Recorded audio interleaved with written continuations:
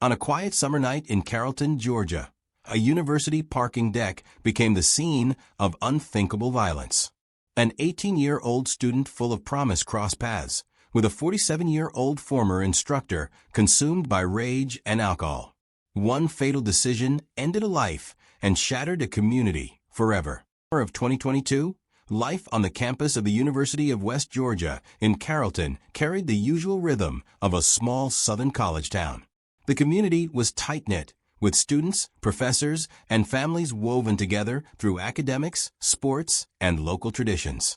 Carrollton itself was quiet, not the kind of place where people expected shocking violence. But in late July, that sense of normalcy would be shattered by a crime that was as sudden as it was senseless, a crime that left an 18-year-old student dead and a respected instructor disgraced and facing the rest of his life behind bars. The central figures in this tragedy could not have been more different. On one side was Richard Sigmund, a 47-year-old former business instructor at the University of West Georgia. He had spent years working within the academic setting, a man in his late 40s who was supposed to be guiding students into their futures. On the other side was Anna Jones, an 18-year-old young woman full of promise. She was just stepping into adulthood, a recent graduate from Mount Zion High School in Carrollton, known among her friends and family for her bright personality and ambitious plans. For Anna, life was just beginning. For Sigmund, it was already marked by professional frustrations and a reputation that would soon be overshadowed by alcohol-fueled rage. The theme of this story centers on the dangerous mix of recklessness, anger, and easy access to a firearm. It highlights how quickly lives can be destroyed when poor judgment collides with alcohol and a weapon. What unfolded on that summer day was not planned, but the consequences were permanent, a reminder of how one decision can change everything for countless people. The events began in a place that, on most days, would have been unremarkable, a restaurant near the university. Sigmund had been drinking there, spending his evening consuming alcohol that blurred his judgment and heightened his temper. For a man in his position, an instructor, someone trusted to set an example. His behavior that night was troubling. At some point, he became involved in an argument with another man at the restaurant. The specifics of the argument were not as important as the way it escalated. Heated words were exchanged, voices rose, and management intervened. The staff, concerned by Sigmund's actions and his intoxicated state, made the decision to remove him from the premises. It was a moment where things could have ended. If he had gone home, if he had taken the rejection as a sign to stop, perhaps none of what followed would have happened. But Sigmund did not leave quietly. Instead, he left the restaurant carrying anger, frustration, and a mind clouded by alcohol. He walked away not calmer, but more enraged, and that rage needed an outlet. He made his way to the University of West Georgia campus, specifically to the parking deck. His choice to head there might have been fueled by convenience, proximity, or simply aimless movement in a drunken state. Yet what mattered most was what he decided to do once he got there. Inside the parking deck, Sigmund retrieved a gun. This moment marked the beginning of the tragedy. The choice to reach for a weapon turned an already troubling situation into one that was about to become deadly. Sigmund's judgment, already impaired, now combined with the power of a firearm in his hands. Instead of leaving the night behind him, he escalated it to a point of no return. Parked in that same deck was a car carrying several young people, including Anna Jones. She had no part in the earlier dispute at the restaurant. She was not connected to Sigmund in any way. She was simply in the wrong place at the wrong time. Inside that car, she sat, unaware of the storm that was about to break upon her. For Sigmund, in his irrational state, the car became the target of his anger. He opened fire, shooting into the vehicle. The gunshots shattered the stillness of the night and, with them, ended Anna's life. At just 18 years old, her future was cut short by a man whose anger had spiraled beyond control. The turning point of this story lies in that one decision, the moment Sigmund chose to fire his weapon. Up until then, the night had been heated, but not catastrophic. A drunken argument, a removal from a restaurant, and a long walk to a parking deck were troubling, but none of them carried the weight of irreversible tragedy. But when Sigmund raised the gun and shot into a car of innocent students, everything changed. It was the exact moment when frustration turned into violence, and one person's recklessness claimed the life of another. That decision created a dividing line, transforming an evening of misbehavior into a crime that devastated a family, a campus, and an entire community. The aftermath of the shooting was immediate and shocking. Panic spread quickly as the reality of what had happened sank in. A university student was dead, and the man responsible was not an unknown figure or a stranger, but a former instructor. For those who knew Anna, the grief was unimaginable. She had been a beloved daughter, friend, and student. Just out of high school, she was preparing to step into the next stage of her life. She had dreams, plans, and a family that supported her every step. Her sudden death left a void that could never be filled. For the University of West Georgia, the crime struck at the heart of what a campus community represents. Students come to universities expecting to be guided, challenged, and supported by their professors. They do not expect to face danger from the very people entrusted to teach them. The fact that the shooter was a man who had held the title of instructor deepened the shock. It was not just a crime of violence, but a betrayal of trust, one that raised painful questions about responsibility, safety, and the fragility of human judgment. Law enforcement moved quickly to identify Sigmund as the shooter. His connection to the university, his behavior earlier that evening, and witness accounts tied him to the crime. The shock of his arrest reverberated not just through Carrollton, but across the state, as the story of an instructor killing a student was reported widely in the media. For many, it was hard to reconcile the image of an academic professional with a man who had fired into a car and taken the life of an innocent teenager. As the legal process began, the details of the night grew clearer. The drinking, the argument, the removal from the restaurant, the decision to go to the parking deck, and the gunfire were all pieces of a story that seemed unbelievable in its recklessness. Yet for Anna Jones's family, it was painfully real. They were left not only to grieve, but to grapple with the reality that her death had been caused not by a random accident, but by a deliberate act of violence. Their daughter, who had been preparing for her first year of college, would never see those plans come to life. The hours and days that followed the shooting at the University of West Georgia left the community reeling. News of the tragedy spread quickly, first through students on campus who heard the commotion that night, and then to families and neighbors across Carrollton. The victim was identified as Anna Jones, just 18 years old, a young woman on the brink of her college years. The idea that her life had ended not because of illness or accident, but because of the reckless actions of a 47-year-old former business instructor, shocked everyone who heard the story. People struggled to understand how such a senseless act of violence could erupt in a place that had always felt safe. Anna Jones's story was central to the heartbreak. She had grown up in Carrollton and graduated from Mount Zion High School. Friends remembered her as bright, kind, and determined, someone who loved her community and looked forward to making her mark on the world. For her parents, she was not only their child but their pride, a daughter who carried dreams of higher education and the excitement of a future waiting to be built. Her death left them in unimaginable pain.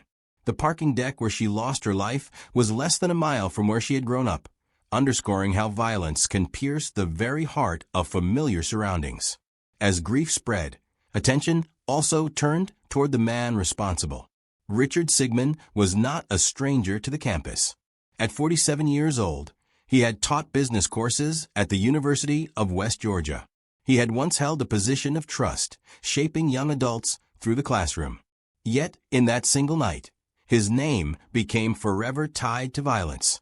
Witness accounts described his behavior at the restaurant earlier in the evening, where he had consumed alcohol and engaged in a heated argument. The decision by management to remove him might have de-escalated the situation if he had gone home and left the night behind. But instead, Sigmund's anger only deepened, and with alcohol clouding his judgment, he took the path that led to the parking deck. Law enforcement pieced together the sequence of events. Officers learned that after leaving the restaurant, Sigmund had returned to his vehicle to retrieve a firearm. Witnesses recalled seeing him approach the car where Anna sat. No one inside that vehicle had anything to do with the earlier altercation. They were young students, unaware that someone else's rage was about to erupt around them. The shots Sigmund fired pierced not only the body of the car, but the fragile sense of safety on campus. When Anna was struck, panic swept through her friends and those nearby. Emergency calls went out immediately, and first responders rushed to the scene. But the damage had been done. Despite efforts to save her, Anna Jones did not survive. The police moved swiftly to detain Sigmund. His actions left little room for doubt. The weapon was in his possession, the witnesses were clear, and the consequences were undeniable. He was taken into custody and charged, the image of a professor now replaced by that of a criminal suspect. For many in Carrollton, this was the part of the story they could not reconcile. A man who had once taught on the same campus where Anna dreamed of studying had taken her life in an act of uncontrolled anger. It was a betrayal of the role of an educator, one of the most trusted positions in a student's life. As the investigation unfolded, the details painted a picture of recklessness. The alcohol, the argument, the forced removal from a restaurant, all of it built toward that single tragic choice in the parking deck. Each step was a warning sign of how unstable the night had become, and yet the turning point arrived only when a firearm entered the equation. Without the gun, perhaps there would have been only harsh words and frustration. With it, there was death. This fact became central to the conversations that rippled through the community in the aftermath. Parents of students voiced fears about safety. Faculty members were stunned to see one of their own connected to such violence. And students who had come to campus to learn suddenly had to confront the reality that one of their peers had been murdered on university grounds. In the days after, tributes to Anna Jones poured in. Friends shared stories of her kindness, her love for her family, and her excitement for the future. Her high school teachers spoke about her potential, her energy in the classroom, and how she was the type of student who lifted up those around her. Memorials appeared on campus with candles, flowers, and handwritten notes.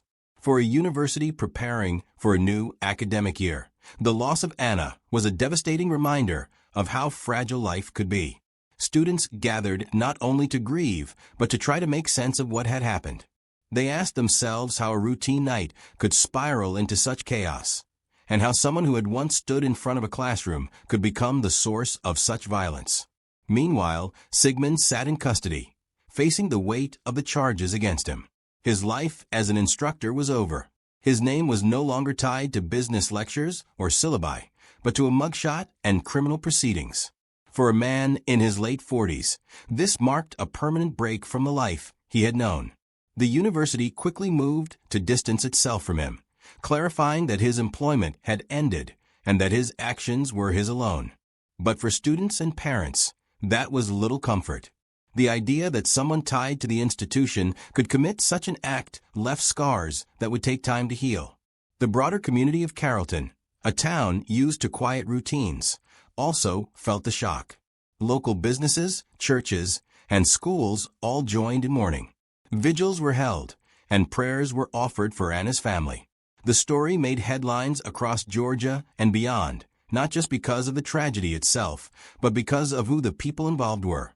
A young woman just starting her life, and a middle-aged professor whose choices ended it. The contrast struck people everywhere, a symbol of youth and hope, and a symbol of failure and destruction. As more details emerged, the timeline of the night became clear. Richard Sigmund drank heavily at a restaurant. He argued with another man. He was told to leave. He retrieved a gun. He went to the parking deck. He fired into a vehicle holding students. Anna Jones was struck and killed. Police arrived. Sigmund was arrested. These were the facts, laid out in simple order. But behind each fact was a wave of grief, anger, and disbelief.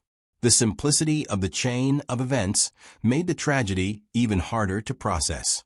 It was not complex. It was not the result of a long-standing feud or a hidden secret. It was the outcome of one man's inability to control himself and the lethal power of a gun in his hands. For Anna's family, no explanation could ease the loss. They had expected to see her begin her first semester of college, to watch her find her place in the world. Instead, they were left planning her funeral. Friends and relatives gathered around them, but the pain was something only they could carry. The shock waves of Anna's death would ripple for years, touching not just her family, but her classmates, her teachers, and the entire community that had watched her grow. As the legal case moved forward, the public waited for justice. But in the meantime, Carrollton had to live with the reality that nothing could bring Anna Jones back. Her death was not just another statistic, but a personal wound for those who knew her and a cautionary story for everyone who heard it. It was a reminder of how fragile life is, how quickly it can be stolen, and how reckless decisions can bring devastation to people who had no part in the conflict. For the University of West Georgia, the campus parking deck became a symbol of tragedy, a place marked forever by the memory of a promising student whose life ended there. The story of Anna Jones's death did not end on that summer night in 2022. The weeks and months that followed unfolded with the slow, heavy rhythm of the criminal justice system. While the community of Carrollton tried to heal, while the University of West Georgia sought to reassure students and families, and while Anna's loved ones lived with the constant ache of loss, the case against Richard Sigmund moved forward. His arrest on the night of the shooting had been swift, but now came the longer process of preparing for trial, collecting evidence, and facing the stark reality of what had happened. Every step in the courtroom reminded people that one man's reckless actions had stolen an entire lifetime from a young woman who had only just begun to live.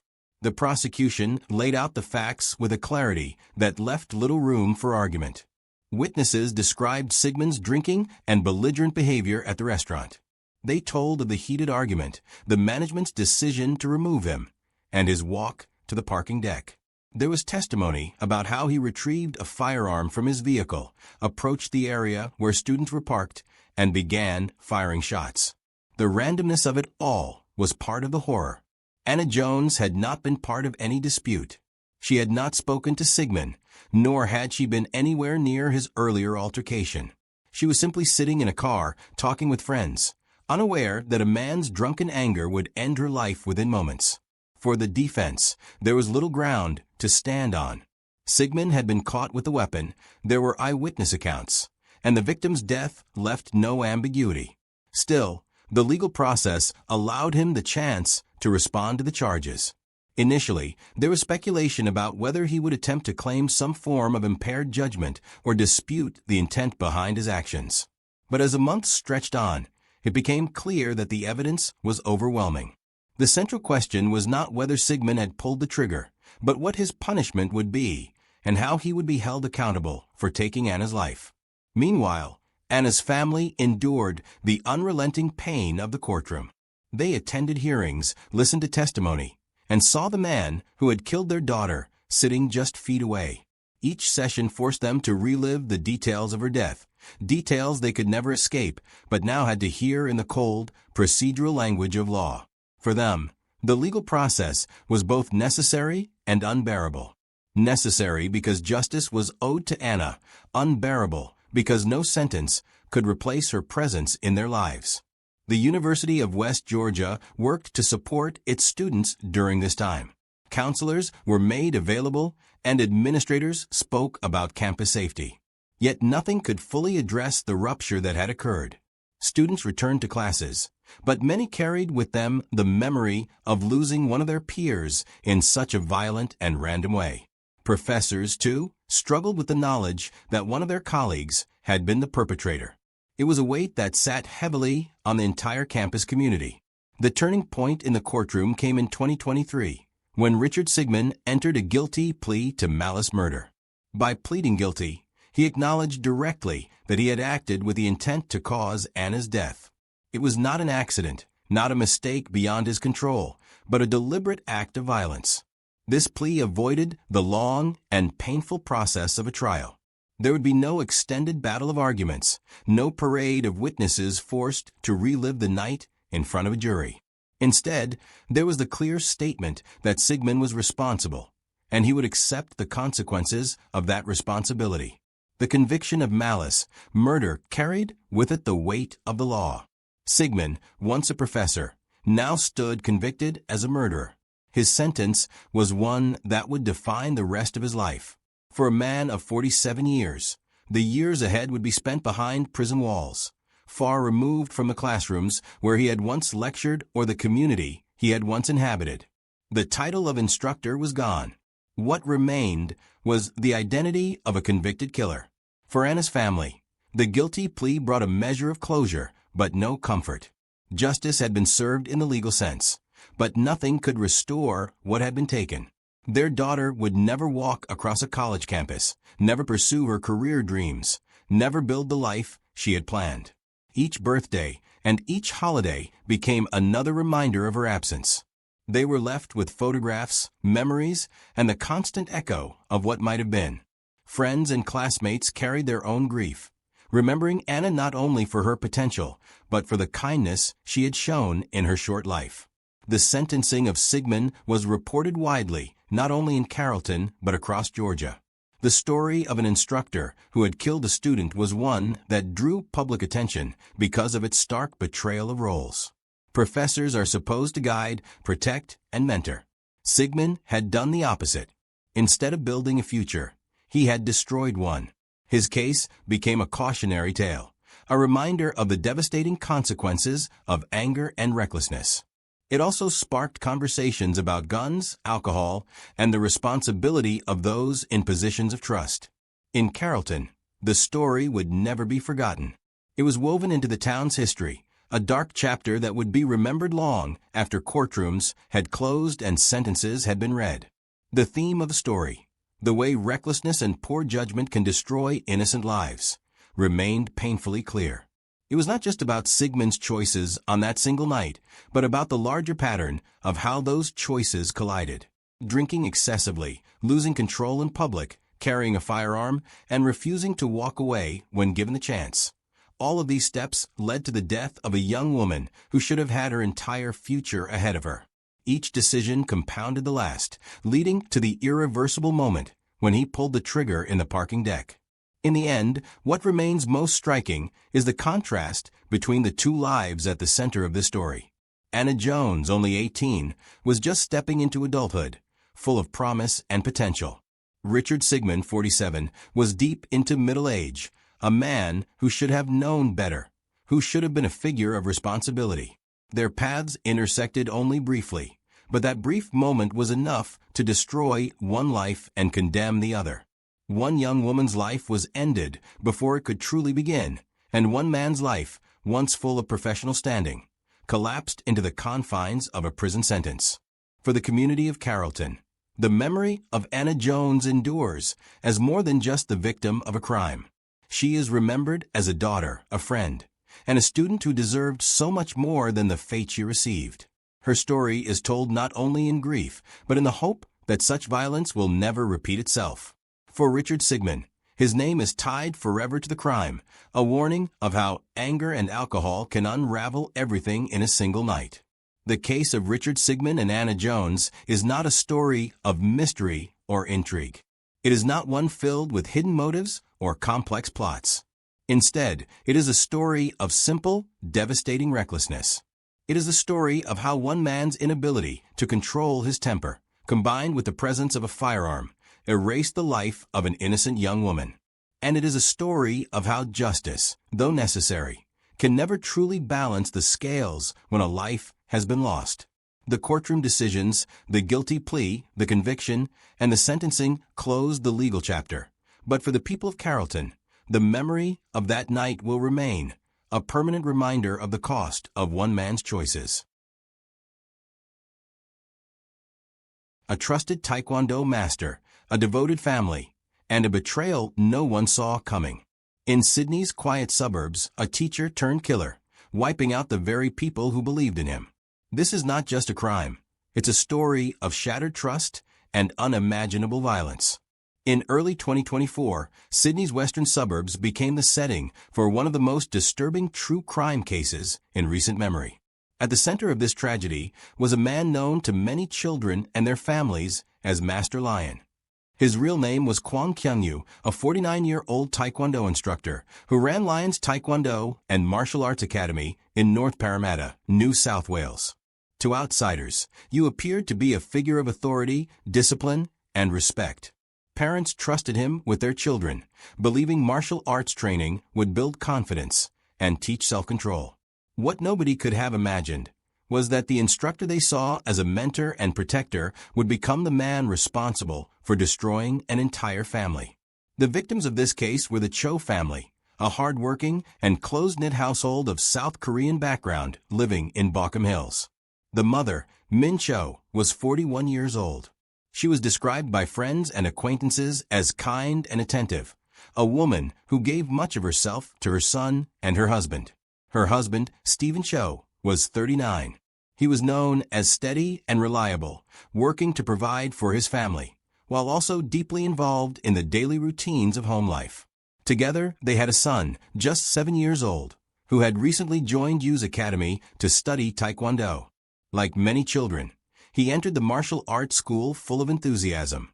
He admired Yu, who styled himself as a strong, charismatic instructor. To the boy and to his parents, Master Lion was someone they could trust. The story begins on an ordinary day at the North Parramatta Training Center. Children attended their lessons, parents came and went, and the business ran as it normally did. Nothing in the public eye suggested anything unusual about Yu's behavior. But beneath the surface, something dark was taking shape. Yu had built an image of himself as a mentor, but behind closed doors, he was unstable. The events that followed would reveal a dangerous side to a man who, up until then, had held a position of influence over young students. At some point that day, Yu lured the young boy into a private part of the academy. The child had no reason to fear him. But instead of guiding him through training drills, Yu turned on his student. He strangled the 7-year-old boy, killing him inside the very place where the child had come to learn discipline and safety. The details that emerged later painted a horrific picture of betrayal.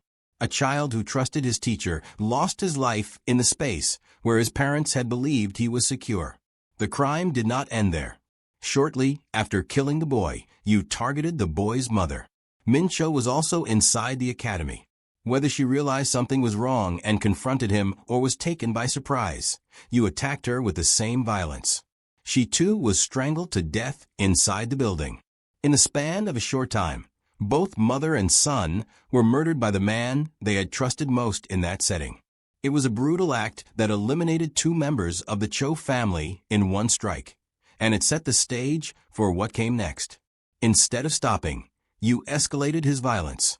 After murdering the boy and his mother in Parramatta, he got into his car and drove to the family's home in Baulkham Hills, roughly 20 minutes away. It was evening by the time he arrived. Inside the house was Stephen Cho, the father and husband, who was unaware of what had already happened. Yu confronted him directly. This time the attack was different. Instead of strangulation, Yu used a knife. He stabbed Stephen multiple times, ending his life in his own home. By the time Yu left, the entire Cho family was dead. A husband, wife, and their only child were all killed within hours of one another. The sequence of events shocked even seasoned investigators. It was rare to see a case where an entire family was wiped out in such a calculated way. Yu's decision to kill first at the academy and then drive to the home showed both intent and control. He was not acting in a sudden outburst, but carrying out a series of deliberate killings.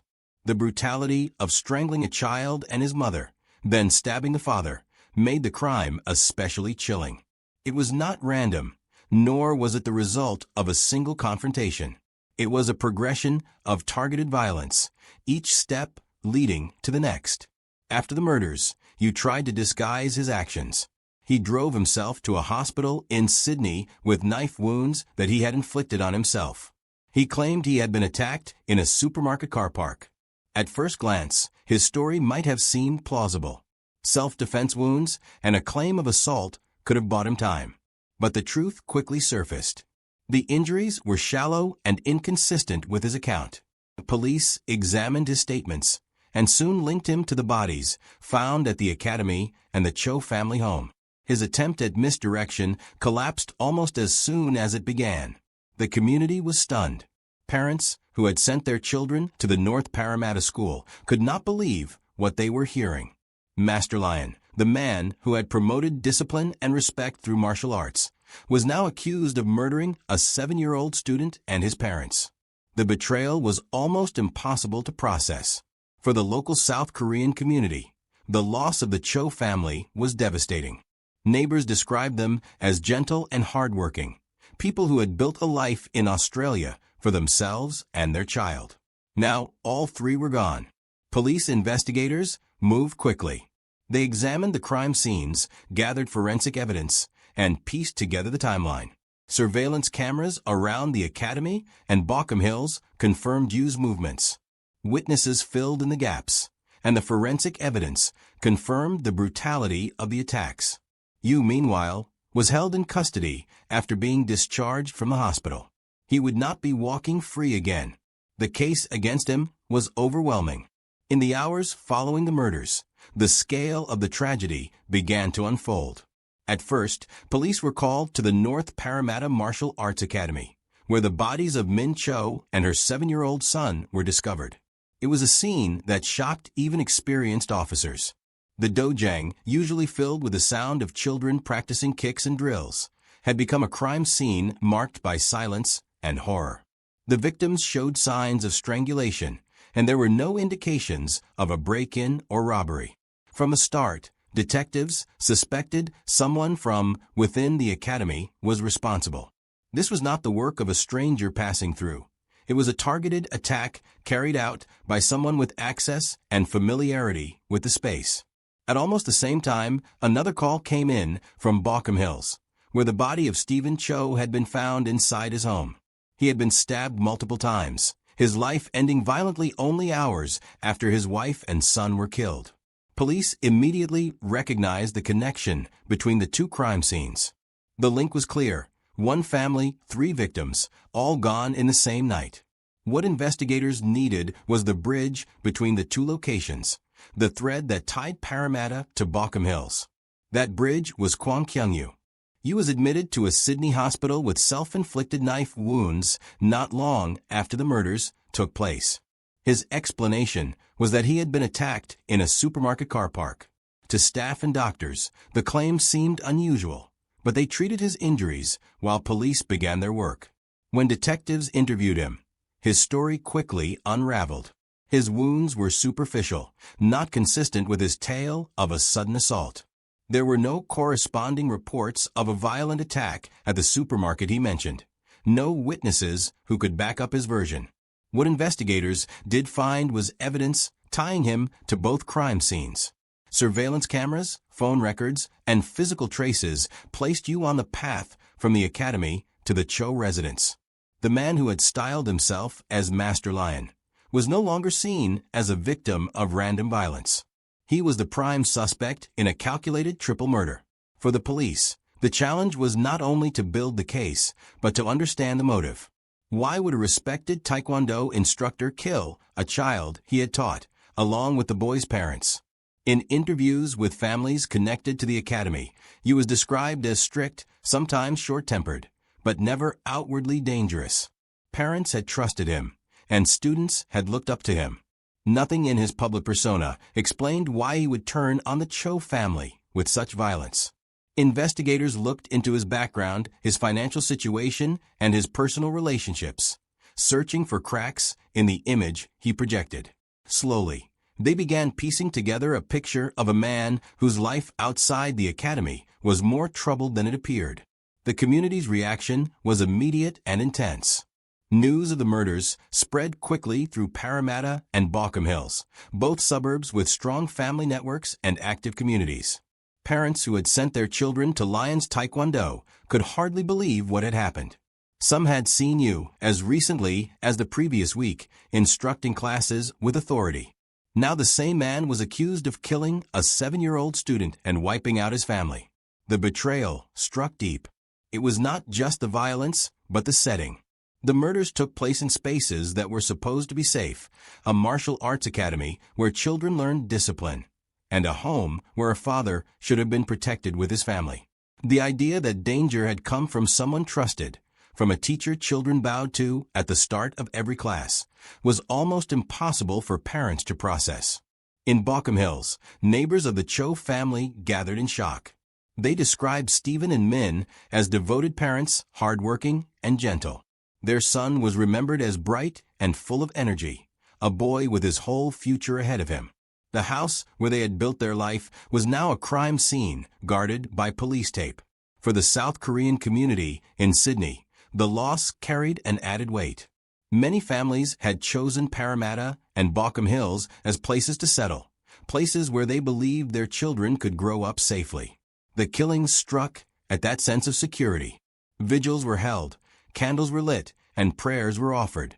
But no act of mourning could undo the destruction. The investigation moved quickly. Detectives collected evidence from both locations, reconstructing the timeline of the killings. They determined that you had first murdered the boy and his mother inside the academy before driving to Balcom Hills and killing the father. The order of the murders revealed a chilling sequence. You had not acted in a single moment of rage.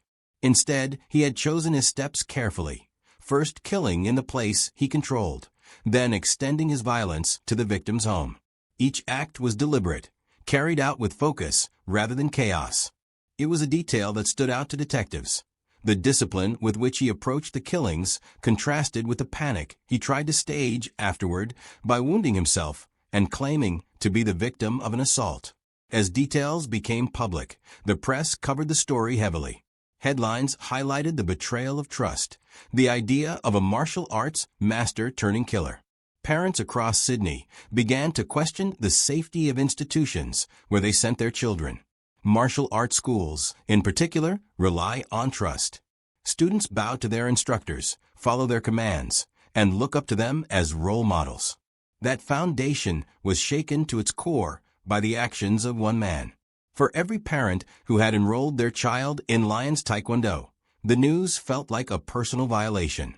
They had placed their faith in you, and he had used that trust as cover for something unimaginable. Meanwhile, you remained under police guard in the hospital as detectives finalized the evidence against him. Interviews with staff at the academy and families connected to the school added context. Some noted that you could be controlling. Others mentioned that he sometimes clashed with parents over training methods, but nobody had suspected he was capable of murder. His image as Master Lion had been powerful. He wore it with pride, using the nickname to project strength and authority. That mask had concealed a dangerous instability, and by the time it slipped, 3 innocent lives had already been lost. The turning point in the case came with Yu's official arrest. The evidence trail left little doubt.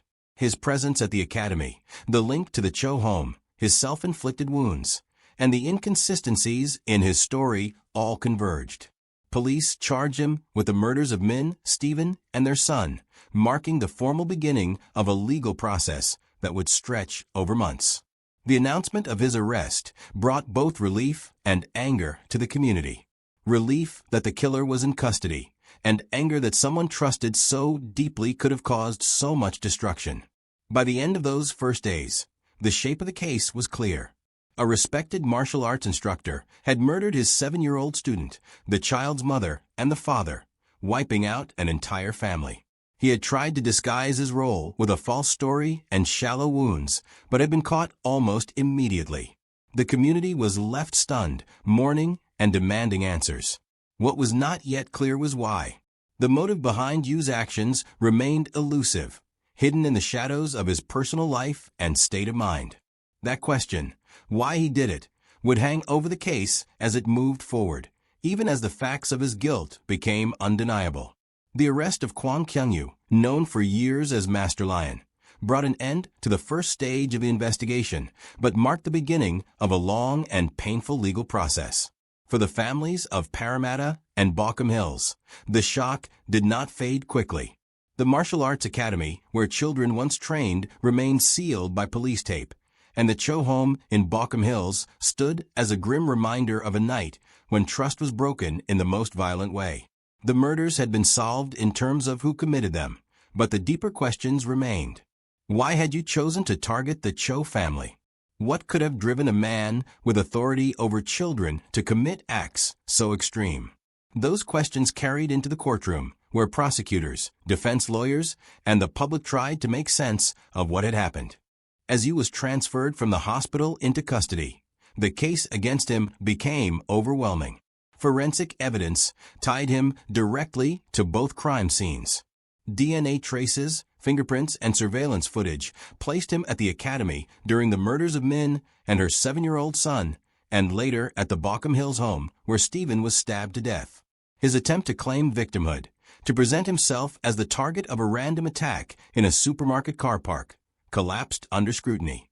There was no evidence of such an incident, and his self-inflicted wounds were shallow, inconsistent, and clearly designed to mislead. From the start, prosecutors made it clear that they saw his actions as premeditated and calculated, not impulsive. The South Korean community, both locally and internationally, followed the case closely. The Cho family had roots in Sydney, but also ties back home, and news of their deaths reached relatives and communities overseas. Vigils were held not only in Parramatta and Bauckham Hills, but also in Korean churches and community centers across the city. For many, the betrayal cut deeply because of cultural expectations. Martial arts masters are seen as figures of honor, discipline, and guardianship. To have a Taekwondo instructor murder a child and his family shattered those ideals. Parents who had once bowed respectfully to you in class could no longer comprehend how the same man could carry out such brutality. As the legal process unfolded, Yu's background came under increasing scrutiny. Born in South Korea, he had built his life in Australia around his martial arts academy. He marketed himself as a mentor, sometimes adopting the larger-than-life persona of Master Lion. He demanded discipline from his students, and parents accepted his strict methods because they believed they came from a place of authority and tradition. Yet behind the public image, investigators discovered financial pressures and personal conflicts. There were disputes with parents at the academy, clashes over money, and hints of instability in his private life. While none of those details excused what he had done, they painted a picture of a man whose grip on control was slipping long before the night of the murders. The prosecution built its case steadily. They presented the timeline of events in stark detail. You strangling the boy at the North Parramatta Academy, then killing Min when she became vulnerable inside the same space. The calculated decision to then drive to the Bauckham Hills home to confront and stab Stephen showed intent and planning. They argued that Yu's actions were not the result of sudden rage, but of a deliberate choice to eradicate the family. His attempt to cover up the murders with self-inflicted wounds and a false story was presented as evidence of his awareness of guilt. The defense tried to counter, suggesting he was under immense personal stress, struggling with mental health issues, and not fully in control of his actions. They pointed to his self-harm as a sign of psychological instability. But the sheer brutality of the killings, combined with the sequence of events, left little room for sympathy in the eyes of the jury. Prosecutors emphasized the betrayal of trust. A teacher entrusted with a child's safety instead turned predator, exploiting his position to commit the unthinkable. As the trial progressed, witnesses took the stand. Parents from the academy described Yu's strict nature, his pride in the title of Master Lion, and their disbelief when they learned of the murders. Neighbors of the Cho family spoke of a household filled with kindness and hope, now silenced forever. Detectives outlined the evidence step by step, from the crime scenes to the shallow wounds Yu had inflicted on himself. Each piece of testimony added to the weight of the case, painting a complete picture of guilt. The moment that resonated most came when Yu finally confessed. In a quiet, matter-of-fact tone, he admitted to strangling the 7-year-old boy, killing his mother, and later stabbing his father to death. His confession confirmed what the evidence had already shown, but hearing the words directly from him left the courtroom stunned. It was a chilling moment, not filled with emotion or remorse, but with the cold acknowledgement of what he had done. The families of victims wept, and many in the community who had once respected him now felt nothing but anger and revulsion. With the confession in hand, conviction was inevitable. The jury returned guilty verdicts on all 3 counts of murder. The judge, in delivering sentencing, described Yu's actions as a profound betrayal of trust and a calculated destruction of a family. He emphasized the cruelty of murdering a child in a place where that child should have been safe, and the coldness of extending that violence to the child's parents. Yu was sentenced to life imprisonment without the possibility of parole, ensuring he would never walk free again. The sentencing brought a measure of closure, but not healing. For the South Korean community in Sydney, the loss of the Cho family left a lasting scar. Their deaths were mourned not only by relatives and friends, but by an entire community that saw them as symbols of innocence stolen. Parents who had once placed their children in martial arts classes with confidence now carried doubts about the safety of such environments. The case of Master Lion became a reminder of how even respected figures can harbor darkness hidden behind titles and appearances. In the aftermath, the Martial Arts Academy closed permanently, its windows shuttered and its sign removed. What had once been a place of energy and training became a silent monument to tragedy. The house in Baulkham Hills eventually emptied, but neighbors could not forget what had happened behind its walls. Local schools and community groups held discussions about vigilance, trust, and the importance of safeguarding children. The story of Yu and the Cho family was retold not only in courtrooms and newspapers, but also in classrooms and family gatherings, passed on as a warning about misplaced faith. Ultimately, the case stood out not just for its violence, but for its themes of betrayal and broken trust. A man who built his identity as a protector of children turned against a student and destroyed his family. He killed not in secret, but in spaces filled with meaning, an academy designed for discipline, and a home meant for love and safety. By the time the legal system handed down its judgment, the facts were undeniable, but the emotional toll remained immense. The Cho family was gone, and the community was left with the haunting reality that the danger had come not from outside, but from within, at the hands of someone they once admired. The conviction and sentencing of Kwon Kyung-yu ensured that justice, in the legal sense, was served. But for those who knew Stephen Min and their young son, the loss could never be measured in court documents or prison terms. Their lives had been full of promise, cut short by the man they trusted most. In the end, the case became a story not only of violence, but of caution, a reminder that trust, once broken, can leave devastation in its wake. At UNC Chapel Hill, a campus devoted to knowledge and discovery, horror struck in August 2023. Graduate student Tai Lei Chi fatally shot his professor, ZGN. What began as mentorship ended in murder, a tragic collapse of trust that stunned a university and left a family broken forever. The University of North Carolina at Chapel Hill has always been known as one of the most respected institutions in the United States, a place where some of the brightest minds in the world come together to learn, research, and teach. On its sprawling campus in Chapel Hill, North Carolina, thousands of students walk the tree-lined paths every day, moving between classrooms, laboratories, and libraries. It is a community where academic excellence meets tradition, and where the pursuit of knowledge is supposed to be the central theme. But in the late summer of 2023, this reputation was overshadowed by a sudden act of violence that left the campus shaken, families devastated, and the academic community searching for answers.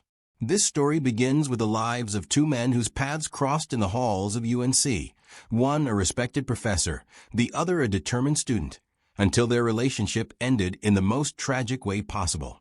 The student was Tai Lei Chi, a man in his early 30s who had come to the United States from China in pursuit of higher education. Chi was a graduate student in the Department of Applied Physical Sciences, studying to earn his PhD. He was highly educated, with degrees in physics and applied science, and had already proven his ability to handle complex research.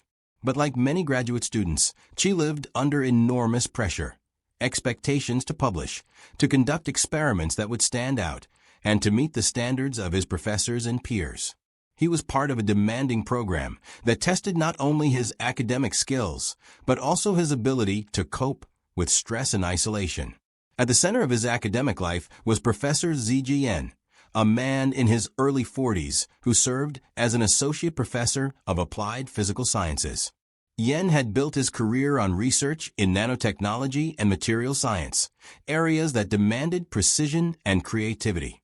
Colleagues and students knew him as dedicated, intelligent, and approachable. Beyond his role in the lab, Yen was also a husband and father, balancing the responsibilities of family life with his academic work. For students like Chi, he was both a mentor and a guide, someone who shaped not just their research projects, but also their professional futures. The relationship between graduate students and their advisors is a delicate one. Advisors hold immense influence, providing direction and support, but also evaluating performance and determining progress. For students who feel supported, this relationship can be a source of growth and opportunity. For those who struggle, it can become a source of tension and frustration. Over time, Chi's relationship with Yen appears to have grown complicated. Though details of their private conversations remain unclear, it is known that Chi expressed dissatisfaction with his academic progress and may have felt misunderstood or unsupported. In online posts and scattered comments, Chi hinted at frustration, mentioning loneliness and challenges in adjusting to life far from home. On the surface, however, nothing about the situation seemed to predict the tragedy that would unfold. UNC Chapel Hill continued its daily rhythm in late August 2023 as students returned to campus after the summer break. The excitement of a new academic year filled the air. For first-year students, it was the beginning of their college experience. For graduate students like Chi, it was a return to the routine of research and long hours in the laboratory. For faculty members like Yen, it was another semester of teaching, advising, and managing the competing demands of academic life. But beneath this ordinary rhythm, something in Chi was building toward a breaking point. Accounts suggest he may have been struggling internally, feeling pressure that he could not resolve. For reasons known fully only to him, he carried these emotions with him into Caudle Labs, one of the buildings where scientific research took place. The building was a familiar space for him, a place where he had spent countless hours conducting experiments and attending meetings with his advisor. Yet on this day, his purpose was entirely different. On August 28, 2023, Chi walked into Caudle Labs with a 9mm handgun. It was a decision that changed everything, one that transformed a place of learning into a site of horror. Inside, Professor Yen was present, likely focused on his work, unaware of the danger approaching. Chi confronted him directly, and in a moment that shocked the campus, he raised the gun and fired. The shot struck Yen, ending his life instantly. The man who had dedicated his career to science, to teaching, and to his family was gone within seconds. Panic spread quickly through the building. Students and staff, startled by the sound of gunfire, rushed to safety. Some barricaded themselves inside classrooms, while others fled outside, looking for a place to hide. The university's emergency alert system was activated, sending warnings across phones and computers. There was an active shooter on campus. Sirens blared, and messages repeated a chilling command: run, hide, fight. The campus went into lockdown. Doors were locked, lights were turned off, and thousands of students huddled in fear, uncertain of where the shooter might go next. For hours, the atmosphere across UNC Chapel Hill was tense and chaotic.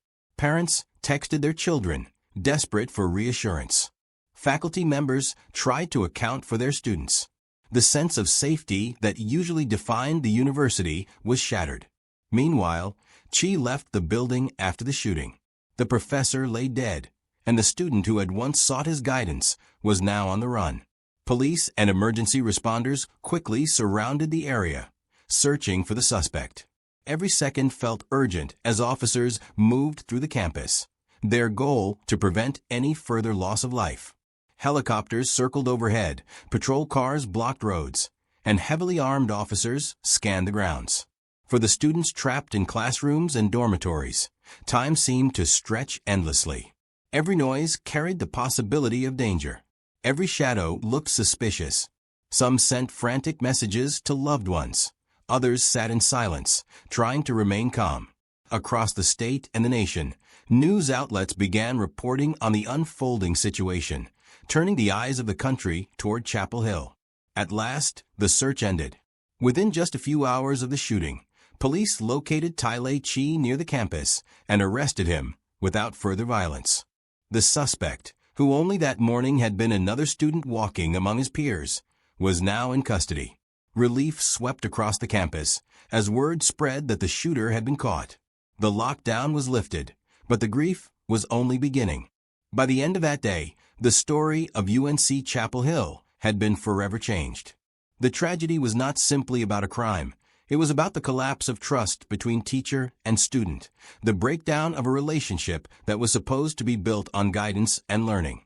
It was about the fragility of safety in places that are meant to nurture hope and opportunity. Above all, it was about the life of Professor ZGN, cut short in an act of senseless violence, and about the community left behind to make sense of what had happened.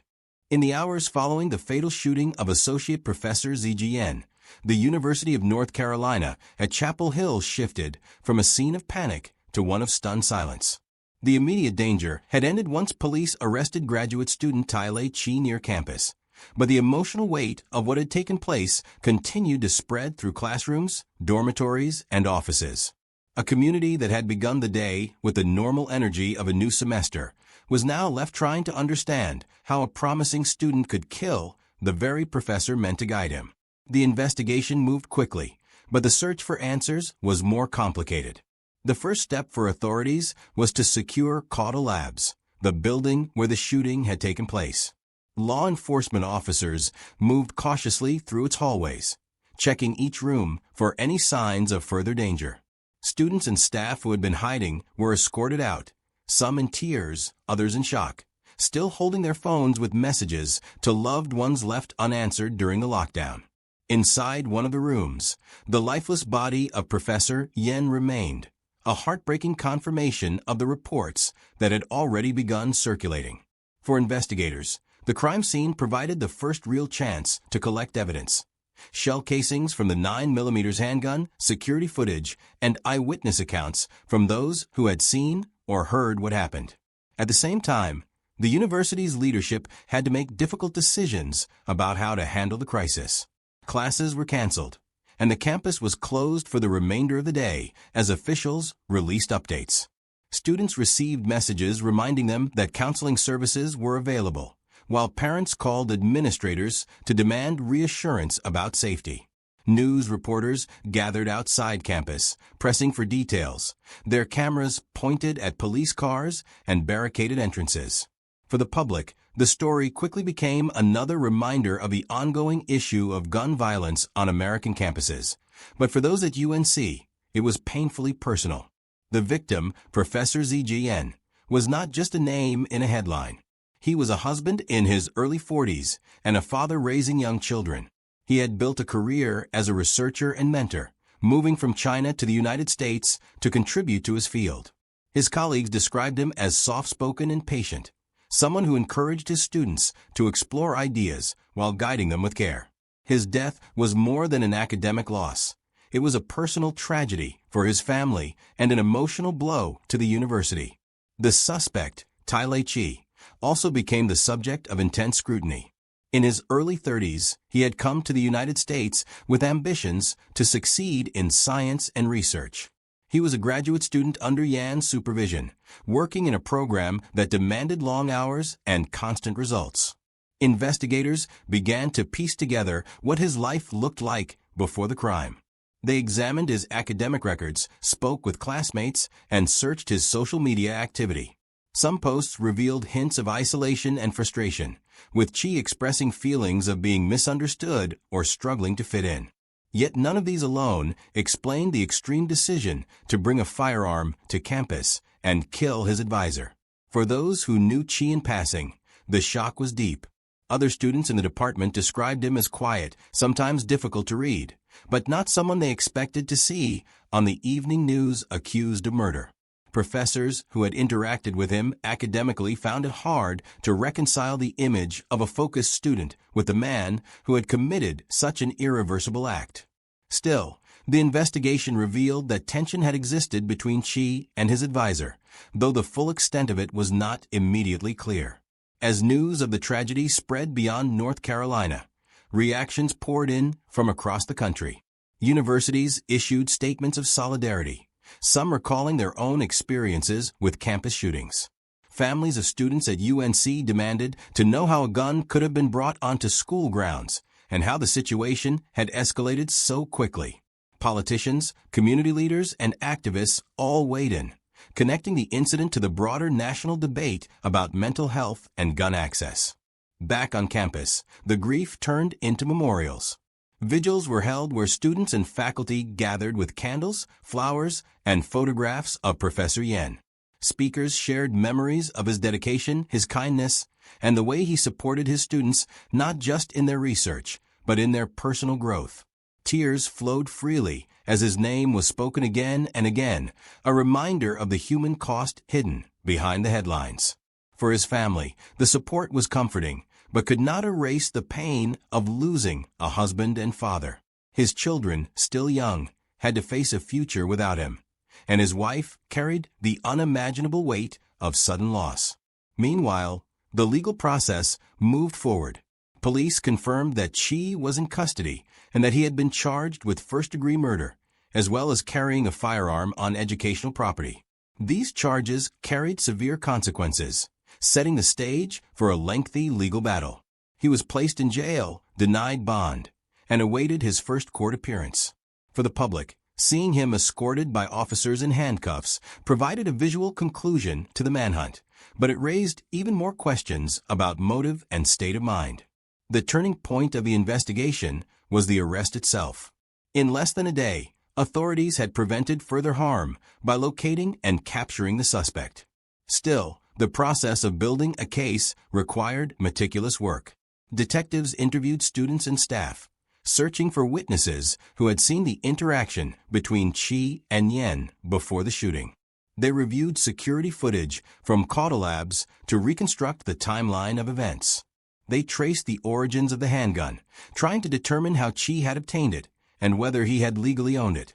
Each detail mattered, not just for prosecution, but also for the community's understanding of how such violence could occur in a place dedicated to learning. At the same time, discussions about safety policies resurfaced across the campus. Students questioned whether the university's alert system had responded quickly enough.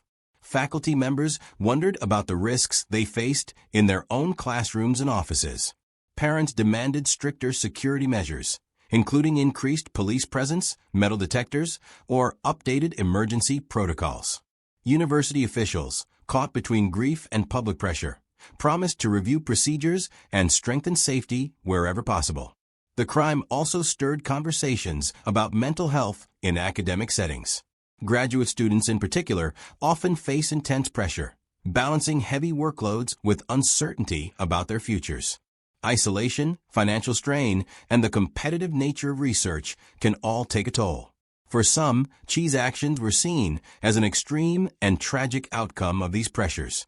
For others, it was simply an act of violence that could not be excused by circumstance. Still, the debate reflected a deeper truth. The academic world is not immune to the struggles that can push individuals to the breaking point. As the story closes, the stage was set for a trial that would reveal more details about the motives and mindset behind the crime. But at this point, the focus remained on mourning a respected professor, supporting a grieving family, and confronting the unsettling reality that one of the university's own students had turned a familiar building into a crime scene. The university community, though united in sorrow, was left to grapple with the haunting question of why. In the days after the killing of Professor ZGN, the University of North Carolina at Chapel Hill struggled to return to its routines. Students walked to class again, research resumed in the laboratories, and the familiar sound of conversations filled the campus. Yet beneath this return to normalcy was an unshakable grief and a sharp awareness that one of their own professors had been taken in the most violent way possible. For the family of Professor Yen, the wound was far deeper. His wife and children faced the sudden emptiness left by his absence, and colleagues who had once worked beside him now carried the weight of finishing projects without his guidance. The academic community, shaken by the crime, could not simply move forward without first facing the difficult path of justice. That path began inside a courtroom where the man accused of the crime, Tai Chi, was brought to answer for his actions.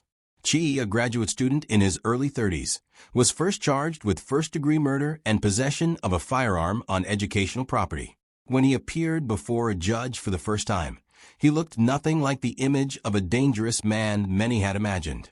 Dressed in an orange jail uniform, his head lowered, he seemed quiet, almost withdrawn.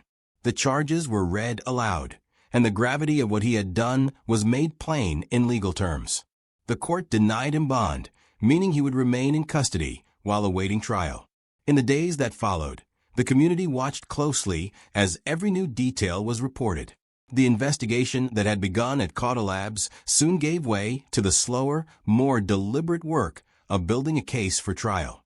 Prosecutors reviewed every piece of evidence. The handgun found in Chi's possession, the shell casing from the crime scene, the testimony of students and faculty who had been nearby, and the digital trail left by Chi himself. His online posts and communications were examined for any sign of planning or premeditation. Each of these details mattered because under North Carolina law, a first-degree murder conviction required proving that Chi's actions were intentional and deliberate. For Chi's defense, the task was to present him as more than just the act of violence he had committed. Attorneys pointed to his background, his life as a graduate student far from home, and the pressures he faced in his academic work. Some even suggested he had been showing signs of mental distress in the months before the crime, raising questions about whether he had fully understood his actions. Yet while these arguments might shape sentencing, they could not erase the reality of the professor's death, nor undo the grief of his family. The courtroom became the stage where the story of the crime was retold in exacting detail. Witnesses described the moments after the gunshot rang out, recalling the chaos and fear as students hid or fled. Police officers explained how they had responded, how they secured the campus, and eventually located Chi not far from the university grounds. Experts spoke about the firearm, its capability, and the single bullet that had ended a man's life. Slowly, piece by piece, the jury and the public reconstructed the tragedy. For the family of Professor Yen, every word in court was painful to hear. The image of their loved one as a husband and father, taken from them without warning, stood in sharp contrast to the technical language of law and evidence. Yet they remained present, determined to see justice carried through to the end. Their grief was shared by colleagues and students who attended hearings, some wearing UNC colors or holding quiet vigils outside.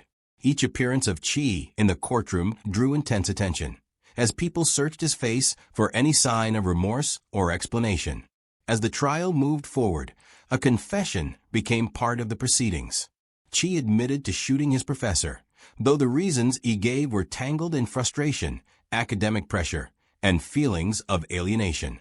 He described moments of anger and hopelessness, moments when he believed his life had no direction. Yet even in his own words, no clear justification emerged, because no frustration, no academic struggle, could ever justify the act of taking another person's life. His confession removed any doubt about who had committed the crime, leaving only the task of determining how the law would respond. The prosecution pressed firmly for conviction, framing the case as one of deliberate murder. They reminded the court that Chi had carried a loaded 9mm handgun into a campus building, confronted his advisor, and pulled the trigger. That single choice, they argued, was not a mistake or an accident, but a conscious act of violence. The defense, on the other hand, urged the court to consider Chi's mental state, suggesting that his actions, while undeniable, stemmed from deep emotional turmoil rather than calculated malice. In the end, the jury weighed the evidence and returned with their decision. Tai Chi was found guilty of first-degree murder and of carrying a firearm on educational property. The conviction marked the formal recognition of what the community already knew, that a professor had been taken in an act of senseless violence, and the man responsible would be held accountable. The sentencing phase followed, And here the arguments over Chi's state of mind played their final role. The court sentenced Chi to life in prison without the possibility of parole. For some, this outcome was a measure of justice, ensuring that he would never again pose a threat to others. For the family of Professor Yen, no sentence could ever bring back the man they loved, but it offered the certainty that the person who caused their loss would spend the rest of his life behind bars. The academic community at UNC, while still grieving, could begin to move forward, knowing that the legal system had reached its conclusion. In reflecting on the entire case, the theme that emerged was not simply one of violence, but of the fragile balance within academic life. The relationship between student and advisor, meant to be one of trust and guidance, had collapsed into misunderstanding and tragedy. The pressures of graduate education, the isolation of living far from home, and the availability of a firearm all combined to create a perfect storm that ended in irreversible loss. For the students and faculty who had known Professor Yen, his absence continued to echo in the hallways of UNC. His research group faced the task of carrying on without him, continuing projects that bore his name. His family carried the weight of his memory in their daily lives, cherishing the years they had with him, but longing for the years that had been stolen. For those who knew Chi, the crime left only questions. How had a promising student reached the point of murder, and what signs had been missed along the way? The story of the UNC shooting became a reminder that even in places devoted to learning and growth, violence can erupt without warning. It reminded universities across the country of the need for vigilance, for stronger systems of support for students, and for continued conversations about mental health and gun access. But most of all, it stood as a story of two men whose lives crossed in a laboratory in Chapel Hill, one a mentor, the other a student, and how that connection ended in a single gunshot that reverberated far beyond the walls of Cauda Labs. As the case closed, the community tried to reclaim its sense of safety. Students once again filled classrooms, professors continued their lectures, and the daily rhythm of academic life resumed. Yet for those who had lived through the lockdown, who had heard the sirens and hidden in fear, the memory of that August day in 2023 would not fade easily. And for the family of Professor Yen, the memory would never fade at all.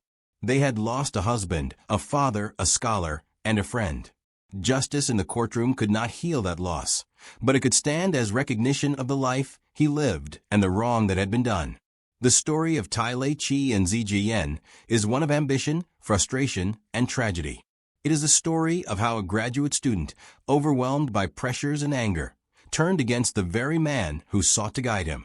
It is a story of a professor whose dedication to teaching and research ended in violence.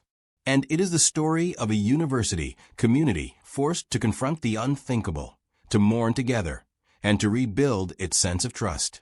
In the end, the case closed with a conviction and a sentence, but the echoes of that single day will remain a part of UNC's history for years to come.